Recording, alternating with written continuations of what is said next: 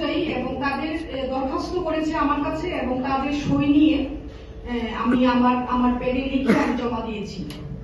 এই যে আমার এতদিন আগে যে লেখা হয়েছে, আজকে থেকে 2-3 মাস আগে আমার প্যাডের যে লেখা হয়েছে রিকুইজিশন, সেই রিকুইজিশনে ডেটটাও দেওয়া আছে। আমার বক্তব্য যে আমি কি আবার দ্বিতীয় করে ওই তাদের থেকে আবার চিঠি নেব, আবার ছবি তুলবো, আবার তাদের থেকে সিগনেচার নেব, নিয়ে নেওয়ার পরে আবার কি রিকুইজিশন দেব জোনাল অফিসার অ্যাসিস্ট্যান্ট মিউনিসিপাল কমিশনারের কাছে?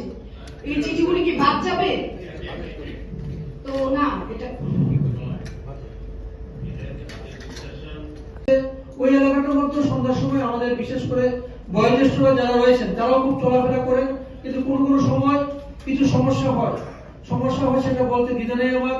কিছু অসামাজিক কাজ করা ছেলে মেয়েরা সন্ধ্যার পরে অন্ধকারের সুযোগ নিয়ে কিছু অসুবিধা হয়। আমাদের কাছে বিভিন্ন সময় কমপ্লেন আসে, আমরা পূর্ব থানার সঙ্গে কথা বলি, থানা থেকে পুলিশ পাঠানো হয়, কিন্তু ওইখানে যে পরিমাণ লাইট রয়েছে পর্যাপ্ত নয়। তো এখানেও যদি একটা হাইমাস লাইট লাগানো যায়, তাতে করে আমাদের এলাকার যারা বিশেষ করে আমরা সিনিয়ররা রয়েছেন, আপনারা জানেন আজকের দিনে সুগার এবং প্রেশারের সমস্যাটা খুব বেশি।